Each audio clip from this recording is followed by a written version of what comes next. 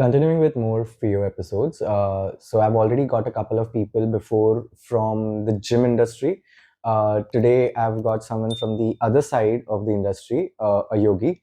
Komal, welcome to the show. Hi, thank you for having me here. Yeah, I think we've been knowing each other for like what 2 years. Yeah. We stay a kilometer away. It's been 2 years? I guess somewhere around Oh. that 1.5 at least 1.5 for sure. Yeah, I think we started talking when you needed a physio recommendation. So that Yeah, has been more than that. Oh, I think more than that. Then yes, shit, I think that's it's about crazy. 3 years. Okay. Cool. Yeah. So do you want to like run through what you do, like how your studies have been and what you're doing right now? So I actually studied law. I finished my law degree and I was Okay. completely prepared to work as a lawyer. But I left that behind me. And now I think of myself as a movement coach. Mhm. Although when I say that, people don't really understand it. So then I narrow it down to a fitness coach. Mhm. But I like all sorts of movement, any sort of movement. So I personally am a yoga practitioner. That's how I Okay. started. And I started as a yoga instructor. But then I forayed into a lot of other things: animal flow, strength training, mobility, specific mobility training, injury rehab. And which is why I thought because of the way that I train and do so many Yeah. things, I didn't think it's fair to just call myself a yoga person. Right. So now I just call myself a movement coach because that's what I feel more I aligned think with. that's your handle also, movement with Yeah, Komal. You yeah. changed it recently. Movement with Komal has been like my brand name under which I run my classes. Okay. Because right from when I started, I knew that it's not going to be just a yoga thing, which is why I've Right. never, done it everywhere. That yoga, people usually when they get into yoga, they're like yoga with this one Yeah. yoga. And I have never felt like the calling to do that because I always knew I've always done a lot of things at once. Right. And my yoga practice has a lot of influence from other forms of movement, and my other forms of movement benefit from my yoga practice. So it's always like hand in hand. Two things. One is, how did you transition from being a lawyer to a yogi? Yeah. Movement coach. Sorry, I won't say a yogi. Secondly, what's like for people, even for me, I don't know the difference between yoga and movements. Like, so Yeah. can you like answer these two? So how I transitioned from law to yoga, it was quite random, as most things in life are. The thing is that I've always been very physically active and I've loved playing. So when I was in school, I used to run a lot. I love sprinting and I used to play basketball a lot. Okay. And I've represented my school, state, uh, and I played for a very long time continuously. Okay. In my 12th also, I took science because I enjoyed science, but there was no pressure from my parents that I have to study a certain thing. Right. I studied what I was You're one of the interested chosen in. ones. I studied actually, I had the benefit of having an older sibling. So he was the one who was pressured to do a lot of things. My parents learned their lesson from experimenting. Yeah. So then they were a little, softer on me. Yeah. But of course, there was always a thing that you have to choose a certain career that Correct. would be safe and secure in the future. That is something that we've always Financially. told. Yeah. So I chose to study science, but then in 11th, I got to know about CLAT, like the entrance test for law, and I saw the subjects they studied, and I genuinely had a lot of interest in that area. And then my dad kind of, encouraged me, saying, "Oh, law is a nice profession and stuff." So I said, "Why not?" So I prepared for my CLAT. I didn't get into an LLU. I studied in Mumbai University, and it was a good 5 years. If you're studying in Mumbai University, you spend a lot of time interning. Mostly you're interning because the college doesn't really contribute much at all. So sorry, if any Mumbai University professors are listening to this, they know this. Let's not lie. Mumbai University for most, it's bad. Let's move on. It's bad. Yeah. So you have to intern, and then you're picked up while you're interning at such a place, and then you get absorbed by that place, because the label of having an NLU or a good college really matters a lot when it comes to the field of law. So I experimented and I was enjoying my work, but even throughout college, I was always physically active. Like during college, I used to hike a lot. So I finished my mountaineering course during college. Yeah, like for a month during summer. Then I always used to play. I learned how to play squash and I was obsessed with it. I still kept running. I still kept playing basketball recreationally. Were you ever at home? Actually, I was never at college. I would just You work were never and I at would one play. place. Let's just put it that way. I would play. I would work, but yeah. So those were my priorities. It was a good life. Was a good life. College time, Yeah. college time, I know. But then after that, I think there was this phase in my third year. It's a 5-year course for Right. law where I was injured, not a serious injury, but I had to stay off of running and physical movement for a bit. So I was very bored. So I'm like, what the hell do I do now? So I was scrolling through Instagram. That time Instagram was just starting out. So I came across my teacher who posted a workshop of her doing headstands and saying, I'm going to teach you how to stand on your head. Come to Okay. this place. So I was like, oh my God, that's great. I want to learn how to stand on my head. So I forced my friends to come with me and I picked अकेले नहीं them up. जाऊंगी, अकेले गिरेंगे Because, नहीं, yeah. सब लोग के साथ गिरूंगी. And I forced them. I woke them up in the morning. Okay. And I picked all of them up and we went. I didn't learn how to stand on my head that in one day. But I think what I felt at the end of that session is something I've never felt before, where I just felt so comfortable in my body. I felt so nice. Like usually after workouts, you're dead, right? Yeah. Especially the way that I used to train. But after this workout, I felt so energetic and I was like, oh my God, I want to feel this again and again. So without thinking a lot, I enrolled under this teacher to practice with her every day. Oh, wow. But then I started learning with her since like my third year. And that continued. For like 3 years, I learned. Not consistently. When I had my exams, of course, I took it off. But it was as consistent as I could be. Absolutely. And that was one regular thing in my life. Before I got this internship, though, after my 5 years got done, I told my parents that, hey, I want to break and I want to do something with fitness because it's something that's been a regular in my life. And all I have done is study law and intern. So I want to break. Was this 2015, 16? Yeah, I think 2015, 16. So I was like, I need a break and I'll take a year off. I knew the certification I wanted to do and then I'll come back. I didn't say that I'm leaving this. So of course they were paranoid. I don't think that they meant anything bad, but they said, no, are you crazy? Yeah, they're like, yeah. And they're like, are you crazy? And you need to work, you need to earn, you can't just take an year off. And I was like, fair enough. Okay. I think that's the mindset of every parent, right? I don't hold it against them. And also this connotation that is attached to yoga, that, you know, it's a kind of a hippie kind of a lifestyle. It wasn't even yoga. I wanted to get certified in it was actually a strength training based certification. Okay. It was just a generalized fitness certification that allowed you to be a coach. No, they just didn't understand. They were like, no, you've done law, you need to start working. Okay. Simply that. You know? Padha hai wo karo. Yeah. And I was like, okay, that's fair. You know, that's a fair expectation. And then I was like, okay. I also wasn't very confident. I was also scared of taking the year off. But I was like, okay, fair enough. So I got into an internship. And I knew that at the end of that internship, they would give me a job, right? Where there was when the date came nearer to when I knew that they would confirm me and my internship would get over, I quit just a few days before, and I didn't tell anybody. I just quit, and I came home, and I was too scared to tell anyone at home. But of course, I would have to tell my mom. I live with her. And then I finally told her the next day. I was like, she's like, so I went to my yoga session and I came back that day. And my mom's like, why the hell are you back? And I was like, I quit. Like, I'm not going. And she was like, have you gone mad? Surprise. So she was like, tum pagal ho gayi ho. What will you tell Papa? So I was like, I'm not telling him now. You also don't tell him, please. So I begged her to not tell him for a bit. How long was it under wraps? It was not for long. You know, moms always tell dads everything, right? Yeah. And so because of that, I would go to my yoga session and I would just hang around there for a really long time.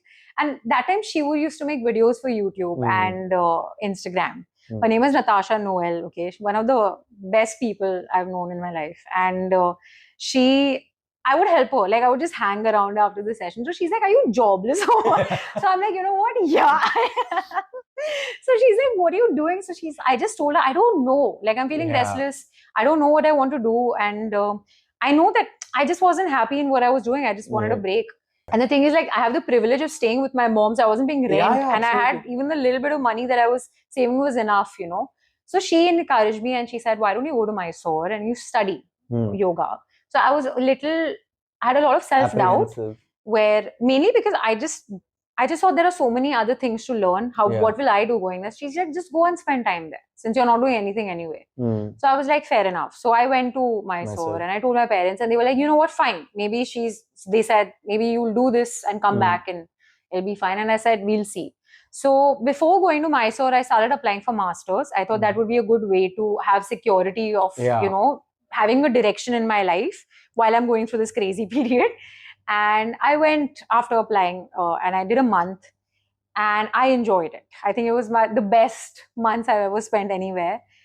And when I came back, I wanted to continue the skill of teaching. Like I realized there that, of course, like practicing was one thing. I'd already been practicing for 3 years before that, like asana practice. Yeah. But I realized over there I have a knack for explaining. Like there was a part of the course there that you have to explain to your batchmates what you're learning, Right. and you have to teach them. You have to curate a class.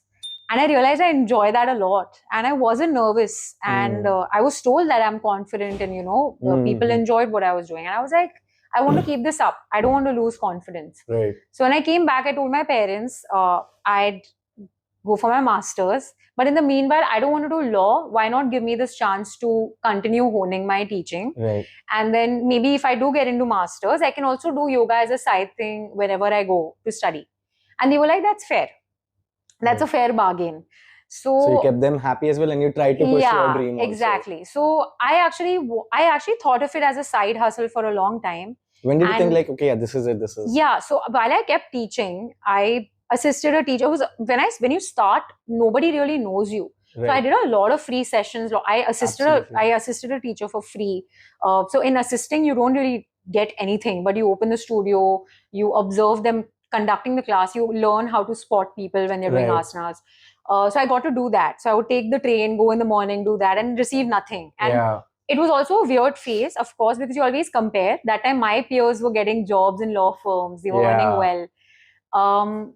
But I kept going, Right. And then suddenly, while I kept teaching and showing up, then I was getting into a rhythm. Yeah. I got into my master's program, and weirdly enough, that is when the pandemic, the first wave hit. Yeah. And those countries shut out like India. And I was like, what now? So I deferred my admission to next year. They gave me that option because they didn't have online sessions. Right. So I told them I'll come next year. And I told my parents, let me keep teaching in the meanwhile. Why not? Well, now I have a secured seat. Yeah. So that time I started working part-time. Like part-time I would do my own students, and part-time I started working with SculptFit, CureFit. And I was an online trainer with them. And soon after, I realized that like I wasn't happy working with an organization, whatever. I had differences. So then I quit, and then I just did my own thing. And then it just started growing. And then it became bigger. And it became your cult. It became big. Yeah, it became big to the extent that when I got the email from my uni asking me, hey, what's your return? We are starting our sessions. When are you coming here? I emailed them saying, I am not taking the seat, and you can give it, like, you can free it up. And of course, I didn't tell my parents instantly because I was too scared. And I was like, I don't know how they're going to react to this. They didn't understand the choice. They didn't understand what money I'd get, because nobody in my family is doing their own thing. They are all in jobs. Because these kind of things didn't exist during that time. And they don't know beyond traditional jobs. Exactly. You can't blame them as well. I think it's important to understand their perspective. Exactly. Which is why I never held it. Rather than getting pissy at them, you should understand and include them in your 100%. Decision making and make them get into the progressive ways. But it goes both ways. So a lot of parents are very rigid. Yeah, they need to be accepting as well. You have to if you don't treat your child as a friend after some age, it will not be nice. Because I know a lot of my friends are not on talking terms with their parents because of this. Yeah. I mean, they were shocked. Half of tweets are like that. Yeah. So I was shocked, but I have to give credit to my parents that they did have faith. They knew, they had trust in me, and they said, okay, you know what, if you want to do this. That gives you another level of confidence. Yeah, and they had a very adult conversation with me where they are like, what do you expect to get? Do you have a monthly income? Do you expect yourself to grow? The whole spectrum. And then once I explained it to them and I had very adult answers to give them a reason, they respected it. And the fact that they respected it made me actually more determined to do well. Like, hey, I can't let them down. Now you are in that zone where you're like, you have the backing now. Exactly. Now you can't falter. Exactly. And it's also good. Like once they do accept it, and once they saw that they did see for that year that I was very happy. Yeah. You're not a lone warrior anymore. You have a lot of support, and that gives you a lot of positive feelings. Yeah, like when you also are very coherent in your answers, that मैं क्यों कर रही हूँ ये, मैं कैसे कर रही हूँ, they will also respect. You have a clarity, and they also understand. Even if they don't grasp the practicality of it, they have that faith in you that okay, this person is clear in what this person wants, 100%, and they can let the girl take her chances. Yeah. So then they also feel like trusting, and then once they saw that, hey, she's having it is fun, going it's going, there are somewhere, people, yeah. then they were also very comfortable in slowly And I mean, understanding and Rome accepting wasn't it. built in a day. It takes time. Yeah, 100%. Like And obviously, you're not going to hit like 1 crore in like a year or so. I mean, I hope you do, but it even takes I do. time. That seems impossible. But It's not impossible. I won't say it's impossible. Definitely, it's many possible. people have done it in this field. Absolutely, for sure. it is possible. Coming to the second question, what do you mean by movement, and what's the difference between just yoga and movement? So movement, I just mean that I do a lot of things. So for example, for now this year, I'm going to offer more services under my Okay. big brand, like my umbrella Okay, term what's of the movement. brand name? Like It's very, very scattered, but I teach currently under the brand name of Movement with Komal. That's Okay. always been like the constant thing that I teach under. Like my Okay. website is Movement with Komal. So Yeah. asana practice is a form of movement that's related to yoga. So asana is a very small part of yoga. Right. Yoga is a very big philosophy and a way Right. of life. And I think asana is a people make a very. mistake there only, right? I don't think it's a mistake. I think it's just how it's been marketed. I don't blame them. But when I started reading more into yoga, I think it comes from the term yoga. Yeah. And when I started reading more about yoga, I didn't find it fair to call myself a yoga teacher because I wasn't. Yoga is so much, it's so much more than just asana. So right from the start, I call myself an asana instructor, like even when I began.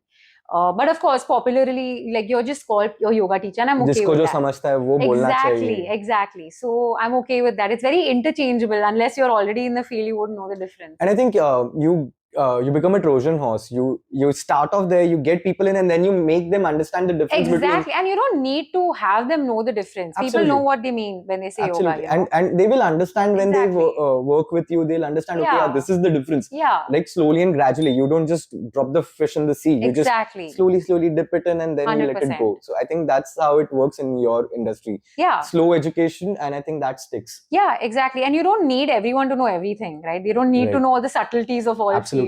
So with movement, I teach. Exactly.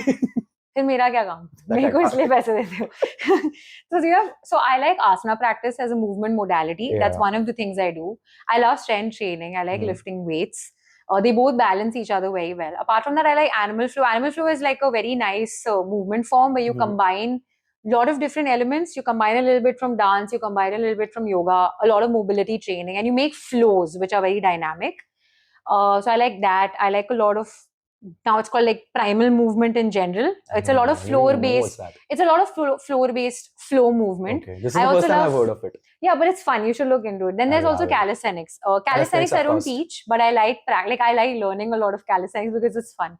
So I call it movement because I cover just movement. So if a client comes to me and they want to do only yoga, I'll help them and I curate yoga classes for them. If they only want to become stronger, like I do a lot of PT sessions for people who want to do weight loss, people who are injured and they want to come back from injury. So I do strength training and mobility for them. There are some gym bros or gym people who actually are very serious about their lifting, but they become very stiff and they don't enjoy mobility. So then they come to me for help. So I help them to do mobility once or twice a week.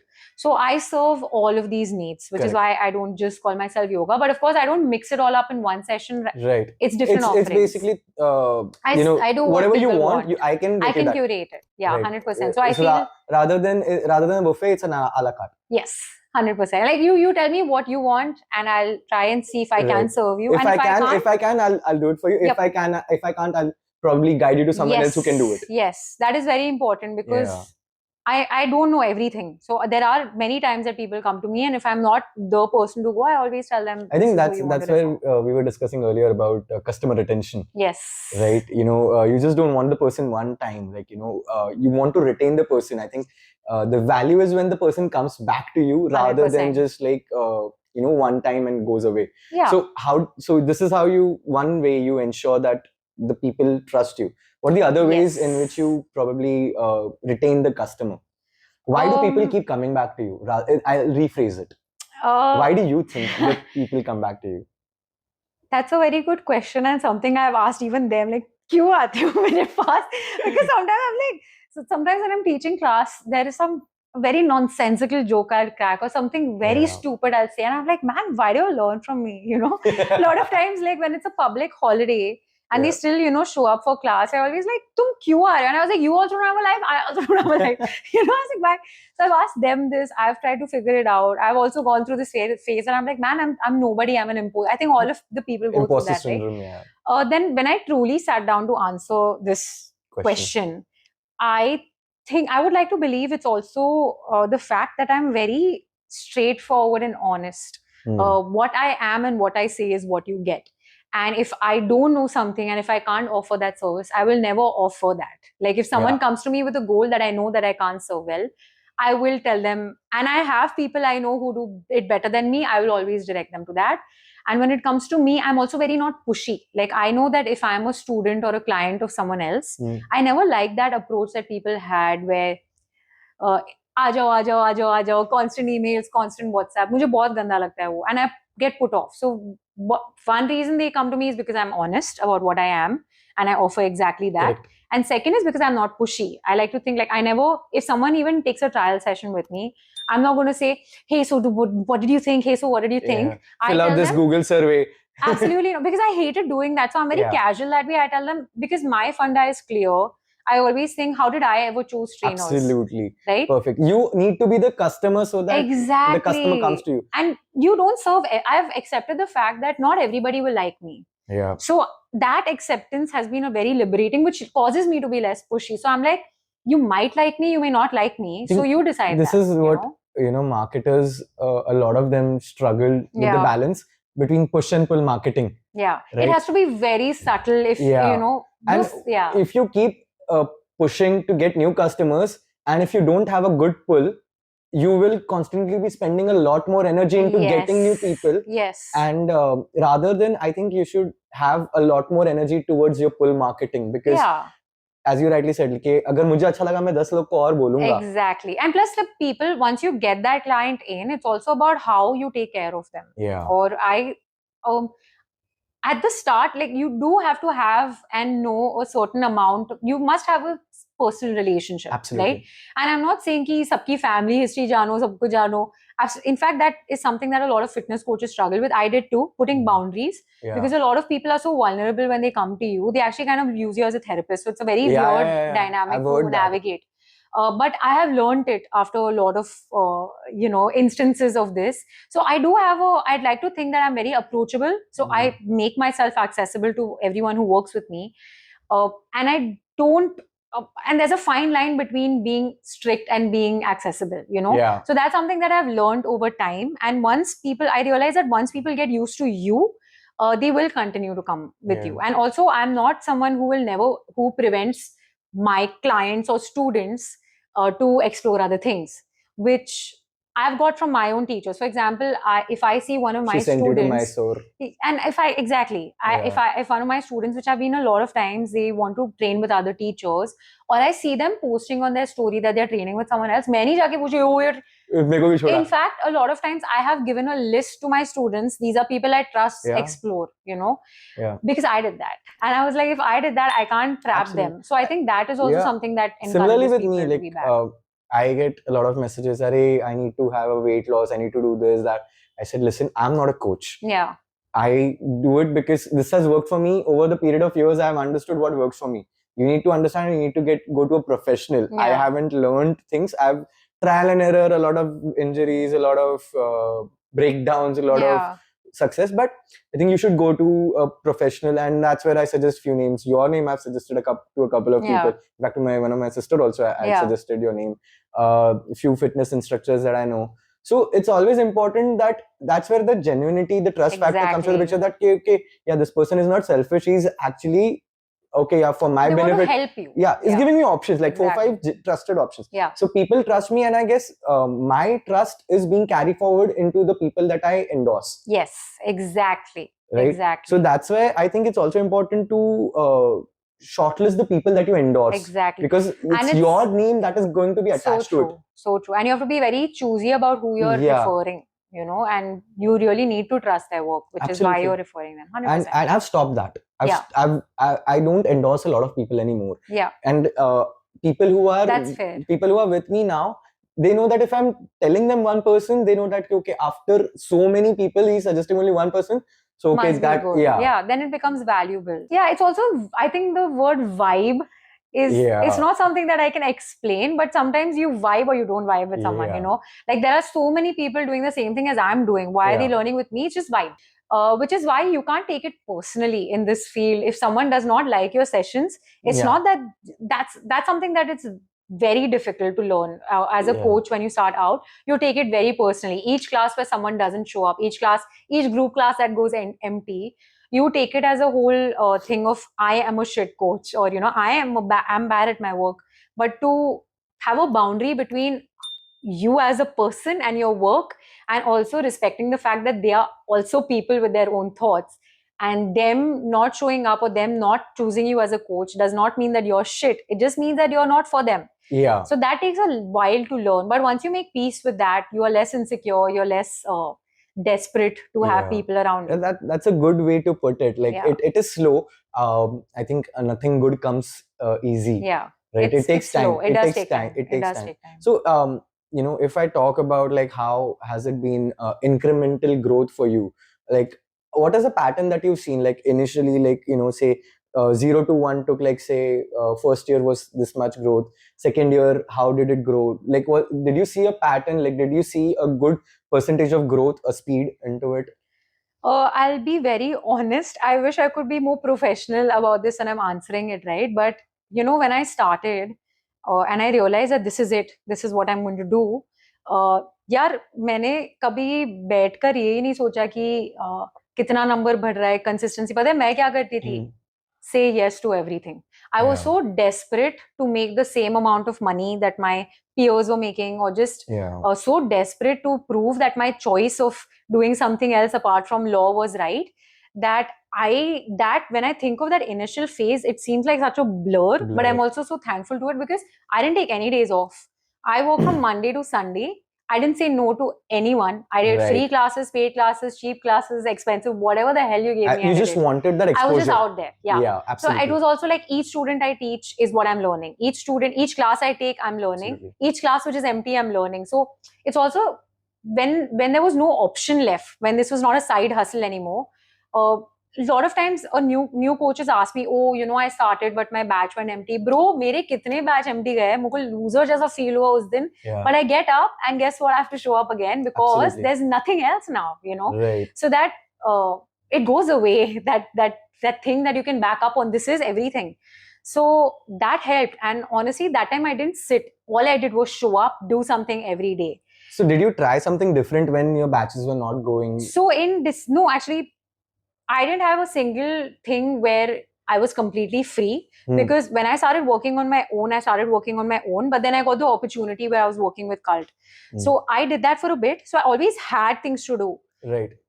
But since the start, did I had this clients gut over feeling. There to start your? I mean, I had gut feelings. Cult used to, so I used to do one-on-one training. I got an offline gig, but then because of the pandemic, I became an online trainer for them. So I worked with them. From the start, I had this gut feeling that I don't want to work full-time with someone else. So even though I was working with them, I negotiated and I told them I'll be your coach for half the day, but half the day I'm doing my own thing, and they were okay with it. So I used to work for them in the morning, and evening I would do my own sessions, which was a lot. But I was, for some reason, since the start, I've always had this gut feeling that it's important to have your own client base. And that served me well, because when I realized Cult, like I wasn't really happy with how things were going there. A lot of people I've heard they're not pretty happy with. But to be honest, that's working for any organization, especially if you have a mindset where you already have your clients. I think the culture is pretty much set in each organization. It's, if it doesn't suit you, it doesn't suit you. If it's not for you, it's not I for you. wouldn't say that it's like bad for everybody. You feel exactly. That, like you were their thing and you didn't like it, it's not for you. Exactly. For some, it might be okay. For you, it wasn't. 100%. So when I realized I was not happy, then मुझे सोचना नहीं पड़ा. I was like, it's okay if I quit, I still have my thing. You know, so that was very liberating. So you had options, you built your options. Yes, and I realized that's a very smart thing to do, and I held on to this right from the start. I think in the first 6 months of when I decided that I was doing this full time, I reached a point where I was dead exhausted. Obviously. That's when I stopped, and I was like, oh my God, what the hell? Because you also realize that as a coach of any kind, of any movement that you're doing, that time it was just asana for me. your health matters a lot. Your practice matters a lot. Your workouts matter a lot. But at that point, I was so engrossed in getting more clients that somewhere took a backseat. And it did. I was still fit. I was fit on the surface of it, but there was no rest. And then in December, when I got a little bit of that New Year period, when there's a lull in my classes, I forced myself to take 10 days off. And I realized I was so anxious. I kept thinking each day for me that I didn't take class, I would lose income. But in those 10 days is when I sat down and I thought of this question that you asked me about, what was the growth? There was constant growth at the start. Like my clients kept growing. For me, it was like one person would come, they would get their friend. That friend would get their relatives. That relative would get their friend. That's how it's a multiplication thing. Yeah. And 1, 3, 6, 9, 15. And I also couldn't believe it, because in December when I sat down that year, I still remember, I was like, oh shit, like I have a bunch of people who like me, who like my sessions. And I was like, okay, did you give keep them doing like this referral bonuses or something that I didn't know any of this concept that time. I didn't know any of this. I was just going by gut. I was just happy that they're there. I did not know of any of these marketing things. So you know that they were coming to you for you, not for your discounts. Yeah. And I realize in hindsight, now that I know of all these things, that's a good thing. You know, that people were willing to come. They feel validated also, like, okay, if I'm bringing someone, I am also getting something. It's a gratification. Exactly. It's a simple gesture of gratification that, okay, I acknowledge you bringing. This is a thank you from my side. 100%. And they brought their friends or their relatives because they told me that they liked my session. So, and then they liked it, and then, that became a permanent fixture. Yeah. And then after the first 6 months of this, I finally had a client base where I knew for sure every month I'm getting this much, and they will be repeat clients. So that's when I can measure my growth from. And since that time, it was pretty incremental. Like every month I could see either it was consistent, which is also a big achievement as a freelancer, or it grew. There was never a month where I was going like super low. Then I knew that, okay, I had more faith in what I was offering, in my own self, in my sessions. And I also continuously worked on myself. Like I went, I studied again in Mysore, and I kept getting certified. I kept adding on to my skills. You were constantly upskilling yourself. Constantly. And you sometimes need that in terms of fitness, in 100%. Fitness industry, you're constantly studying. You're constantly working on yourself. You will learn something new every day. And if you don't, it shows. You're going to be a dinosaur. It shows. It shows. Yeah, it shows. Like if you act like you're an expert at everything from the start, then you're doomed. Okay. Like all my students or my people on my social media, they always know that I'm learning something new. I'm learning from another coach. I'm doing this other certification. They be with you not because you know everything. They're with you because they trust you. Yeah. And they like that comfort level with you. Yeah. And I don't think that I don't know. I don't know more than them. Yeah. I just know more about my thing. People might be more knowledgeable. People might be more expert than you, but they might not be good teachers. Maybe. I do think that is true to a certain extent. Not every person who's good at sport or a good athlete is a good coach. Maybe if I put it in generalization, a person good at a certain skill doesn't mean that he or she can teach that 100%. Skill. There's a huge a lot of people believe that they are good at doing this, so they can teach it well. Know how to try and understand their context.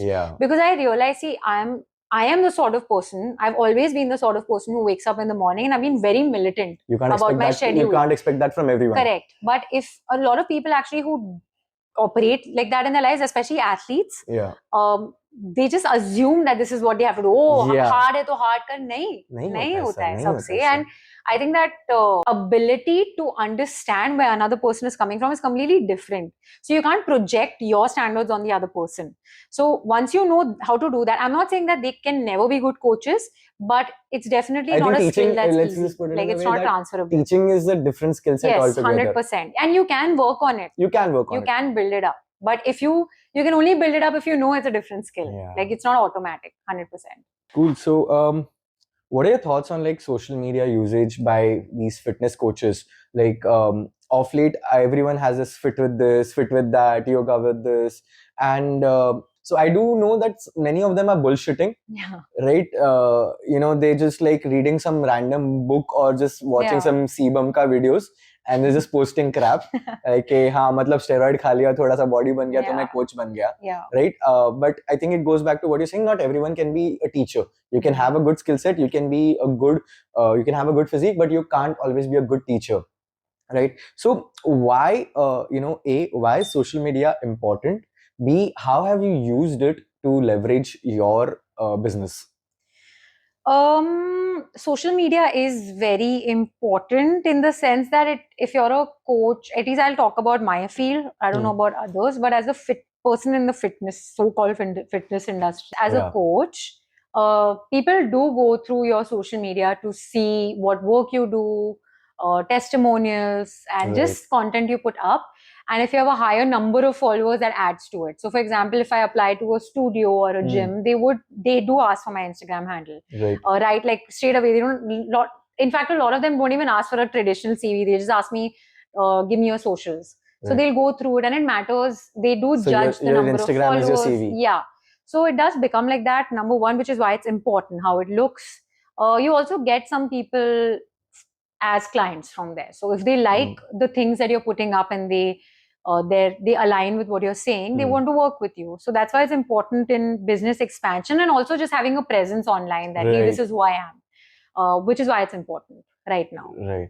How did you use it? Like from like when did you understand that okay, I can build something for myself on social media, and how did you change your content strategy? To be honest, I didn't rely on social media leads at all at the start, which is why I'm only giving it importance this year. So when I think this is like my almost 5 years of being a fitness coach now, and it's only this year that I've focused on my socials. When you start out as a coach, you have to be focusing on your actual work you're providing to your clients. Absolutely. That's how it will build. And social media did help me get a few clients, but it's actually not that many. It was not my main So that's client. A myth. That's a myth that, okay, social media say you'll get. I think if you have a large account, you will get a lot of social media leads. For example, if you have maybe. Do you think numbers matter? At the start, maybe to get your new clients. So if you have a very big account. Just to lure them in. Yes. The pull. Yes, what we were but talking it's about. not necessary that they'll retain them. Correct. And for me, my clients came in from word of mouth. That was my main source of new leads. Right. But then when I realized after a little bit of exposure, especially this year, I had the opportunity to work at a physical studio, and I realized people around me who had a large following, and I realized why it was so important. And also just it matters to have your social media profile look nicer, more professional or whatever. You also sometimes feel good, right? Exactly. So, let's not lie to ourselves. We feel good. 100%. But you feel good for what is important. Follower count or the content you're putting up. There's a difference.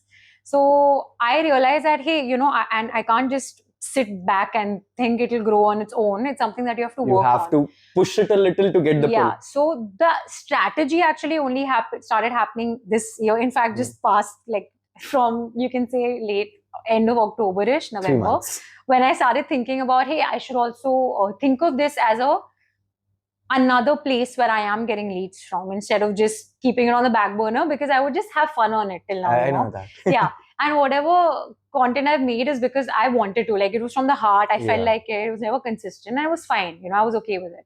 So now my strategy also is not anything it's not something which is very professional or that, is week mein itne dalne. I have 3 things in mind that I want with my profiles all across. One is I want to make content that is valuable. So even if someone is not learning from me, if they go through my profile, they will learn a few new things. Okay, so it's valuable. 2, relatable. I want to share things which I have gone through or which people can relate to, which is why it will be helpful for them in their life. So shareable, relatable. And number 3, valuable, relatable, and number 3, shareable. Okay, stuff which I realize that social media you can grow if people share your stuff, and your thing gets shared if I'm saying something or doing something that people themselves wanted to do but they couldn't. I don't know if you're understanding what I'm saying. For example, the bullshit that you referred to, okay, in the fitness space, I see so much of misinformation online. Yeah. And I spend so much time just ranting to my other coach friends. I would DM them this saying, I can do this in a reel. And I was like, ये क्या है, बकवास कर रहे, And I was like, yeah, जो मैं इनको बोल रही हूँ, मैं reel पे डाल सकती हूँ. Exactly, yeah. So this is what I started doing. So one kind of content now I put up is tutorials. So things that you can apply in your life, or a specific tutorial for a movement. Another one that I put is relatability. Maybe I'll share snippets of my own journey. For example, I went through a very big injury phase in my life. Just tweeting about it actually ended up in me getting a lot of clients. I didn't do anything professional seeming. All I tweeted was my own pains and how I came back from it. And that itself got me clients. So I share a lot of my own journey, my own fails on my stories, So that's where relatability. Failure is not usually spoken about. Yeah, and you should. And in fact, I've got a lot of people who think that, hey, we are in the same boat. She'll get me, Relatable. And number 3, shareable. I started taking content which was horrible according to me. And instead of ranting to my friends, I now rant on the video. And then people like what I'm saying because they were thinking the same thing and they share it. So these are the 3 things I've been doing. And this leads to me having fun. I'm not putting pressure on myself कि यार ये इतने video डालने हैं इस हफ्ते में. And I'm making it good quality. So there's no strategy. It's just about making my profile look good and actually being useful online instead of just wasting my time. So you would call yourself a content creator or a value adder? I don't think that I'm a content creator. I am using social media as a tool because I run a business that provides a service. So I'm a service provider using social media as a tool. Okay. Got it. That is a very good thing that you asked me right now, or you mentioned, because I had to ask this question to myself. I did get in this phase in this year, middle of the year, where I was thinking, yaar, mere bahut kam follower hai. Because I started comparing myself to my peers and not to sound arrogant, but like I know of people who I'm more competent than. Like I know I'm more competent than them. They have more followers. Yeah, and they had more followers than me, and that somehow gave them more legitimacy. Because they'll probably put content out in. I mean, I don't want to explicitly say it, but people know what they look at. Like I don't know about that. Like it's just a lot of things. They follow trends, or they are smart. They are good with content. There are people who are very good at content, and I'm not. I would say that. Like I'm still learning. So they were in their actual let's just accept it. Glamour sells. Yeah, glamour sells. It's about how you look. It's about how you present yourself. It's about also the content. They are very good at catching trends, and right. And they're very quick. A lot of content creators are quick. Then they're very creative. I give them credit. There's something happening today. 4 hours later, they'll have some. They will capitalize on it. But that's what. So I realized. So I did get into this phase where I was comparing myself with them, and I would put targets like, oh, in this month I will put up this much. Right. But I realized, see, as a person, I have sessions all day. Right. And if you have a full-time job or you're working as a coach where you're constantly teaching and conducting sessions, the time that you have off is sacred. Right. And I realized, yaar, nahi ho raha hai. And then I would feel so miserable because I'm not. And then I would feel, arey, iske itne ho gaye. And I was like, what's wrong with you? Then I sat once and I was like, excuse me, this is self-inflicted misery. Yeah. What's wrong with you?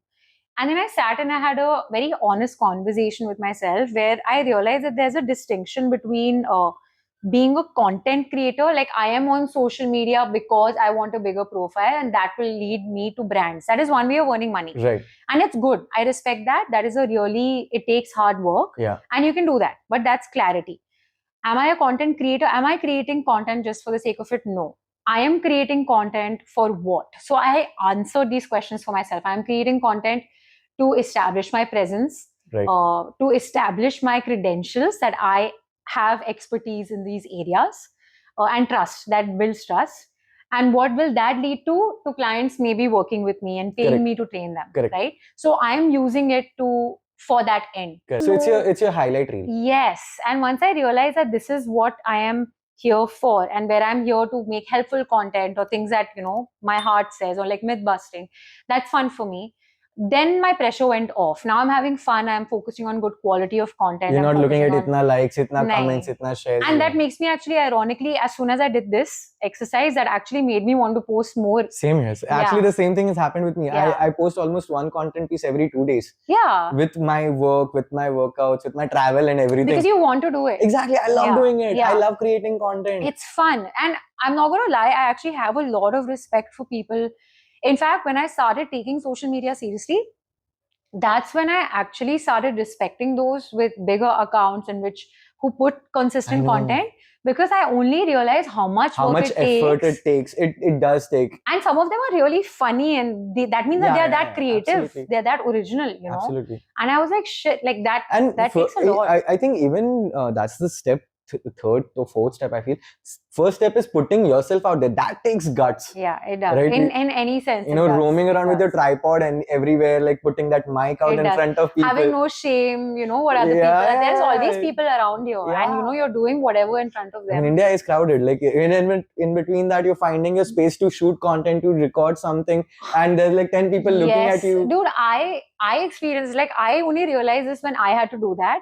So for the longest time, I avoided taking a tripod. Okay, I would use my water bottle or whatever's around me. I would do that, right? But finally, I couldn't avoid it. I needed to use the tripod. You need that stability, you need that angle. Yeah, you need it to be elevated, you know, and you can't always really look for things, you know. So I was like, okay, it's time. Koi milega nahi, record karna video. And I thought it's not a big deal, chalo kar lenge, right? Yeah. But when I got the tripod the first day, I remember, like, when I was going out of my house. Dude, I got ready. I take all of my videos outdoors mostly, so it's public spaces. And I sat down on the sofa and I texted my friend saying, dude, I'm feeling so dumb taking the tripod. And I was like, I'm looking so dumb. I'm feeling so shy.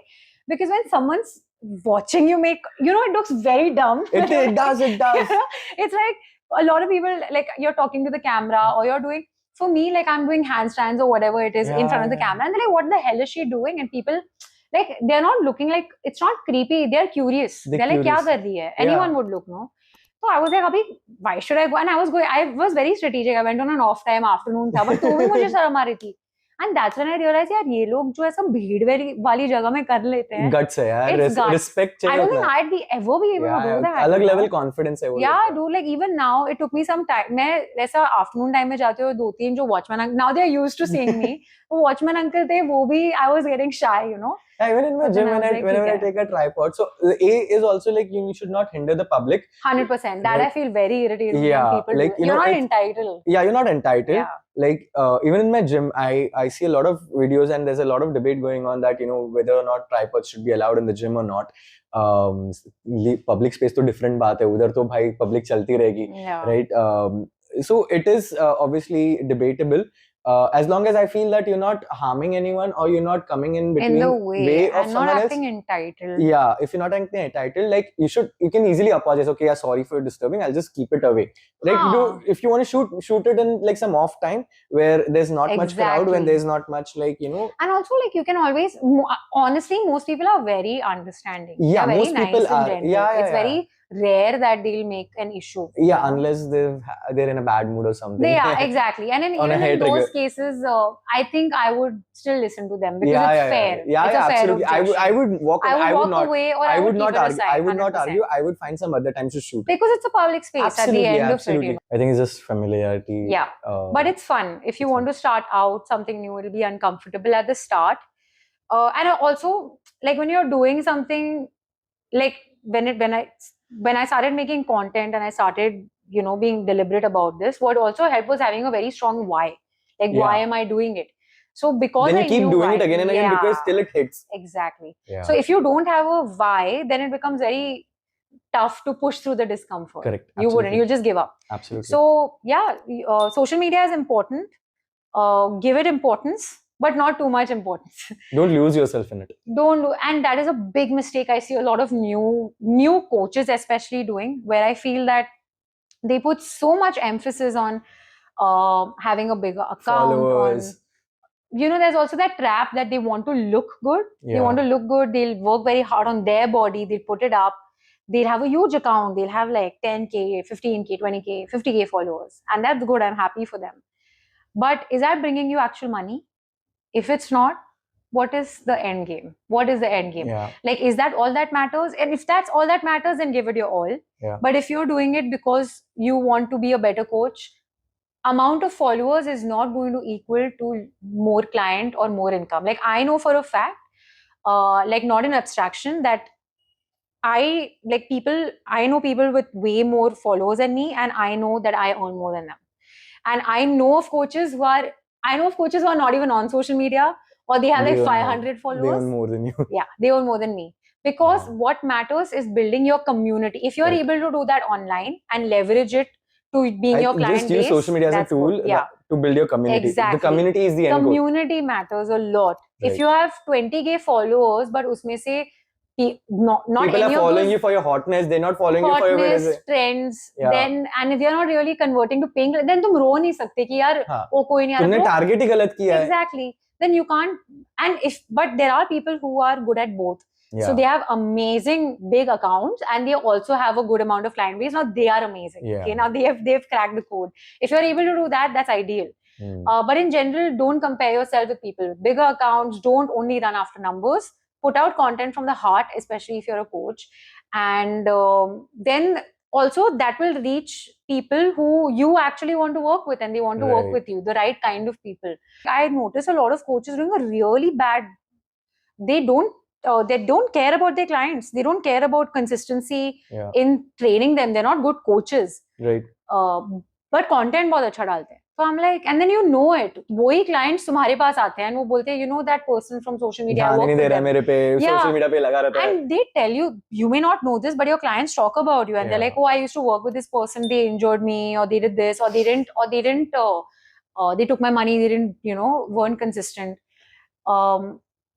So that's not going to last long. You may get चल जाएगा maybe new customers पे तुम focus करते रहोगे, पर वो भी नहीं चलता है bro. Like 1 year, कब तक max 1 year चल जाएगा.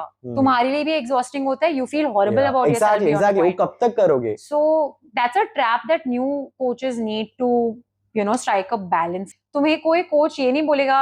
मेरे उठ के बहुत सारा दिन ऐसा गया है where I have been spoken to badly by clients. They treat you like shit as a service provider. People don't talk about this. So you have to strike a balance between putting content on social media and using it as a tool and actually doing good work with your clients and prioritizing the actual work, doing this as a tool to grow. Your work, that's what matters. You focus on your work, on your work, clients will follow. Yes. Stop running behind new clients every time. 100%. Retain clients rather than actually going for new ones. Build your own personal community. Right. And also focus on yourself. Don't forget that. 100%. In fact, that is, as a new coach, that's the only time that you can focus on yourself when you don't have that many clients. So that's the time that you can actually maximal and take out a time where you're working out, where you're learning with a new coach or doing your asana practice if you're a yoga trainer, because without that, there is nothing to teach. You derive your teaching from what you do. And that's something that you can never forget. Perfect. Cool. So thank you so much. Love the chat. I don't think I realized that we spoke for this long. Yeah, same. I enjoyed it. I like that it was just a free flow and not a structured thing. But thank you for having me. It was super fun actually. We'll sit down for a coffee next time, just chat. Done. Perfect. So thank you for tuning in, guys. Take care for more episodes. Cheers.